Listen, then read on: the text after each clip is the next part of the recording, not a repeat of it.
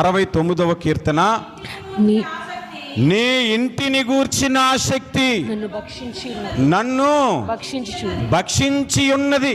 చూడండి, నీ ఇంటిని గూర్చి అంటే దేవుని ఇల్లు అంటే దేవుని మందిరమును గూర్చి, దేవుని సంఘమును గూర్చి ఆసక్తి అంట అతన్ని తినేస్తుందంట. భక్షించుచున్నదంటే అర్థం ఏంటి? తినేస్తుంది. కొంతమంది అంటారు కదా, ఈమె నా బుర్ర తినేస్తుంది అని కదా, అంటారా లేదా? ఆడవాళ్ళకంట 10 కృపావరాలు ఉంటాయంట. మనకు బైబిల్లో 9 కృపావరాలు తెలుసు, ఆడవాళ్ళకి 10 కృపావరాలు ఉంటాయంట. అందులో 10వ కృపావరం ఏంటంటే మొగుళ్ళు బుర్ర తినేయటం.